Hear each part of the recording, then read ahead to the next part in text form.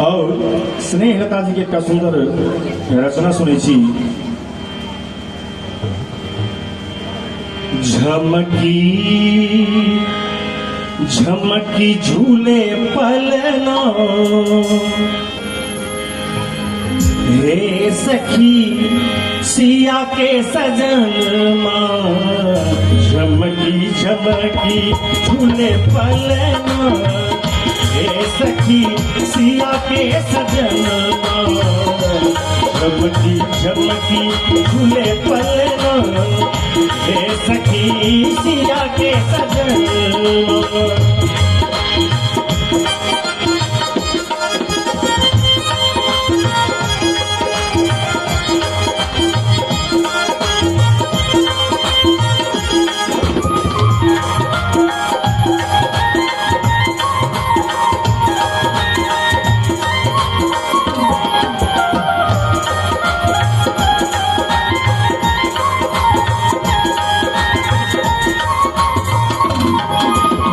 कनक पिठरिया में जरीदार डोरिया।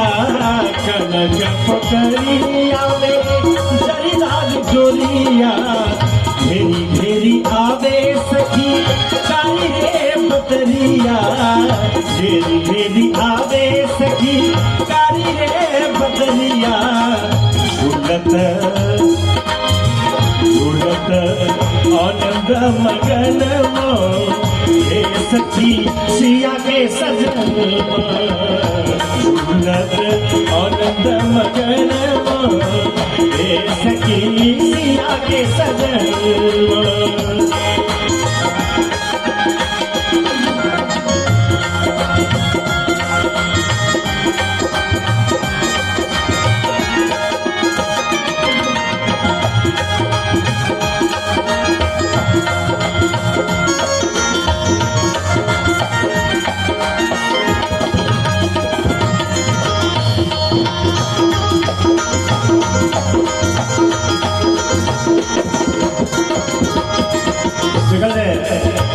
बदला के संगे संगे सुंदर जोरिया।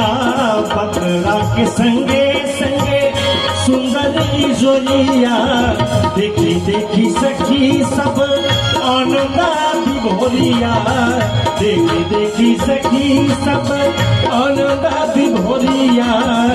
कोई कहे झोंका मार दिया। कोई कहे झोंका मारी दिया ने हे सखी सिया के सजन।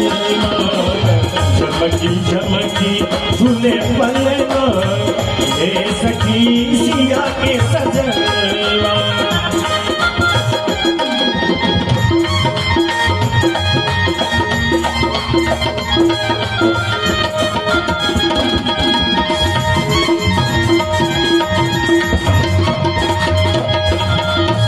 झुकी झाके सखी रीनक सुरतिया। झुकी झुकी झाके सखी रीनक सुरतिया। ये हो छबिया बीच राखू दिन रतिया। ये हो छबिया बीच राखू दिन रतिया। लतिका स्नेह लतिया स्नेह पर कलना। लतिका स्नेह पर कलना हे सखी सिया के सजन। झमकी झमकी झूले पलना हे सखी सिया के सजन।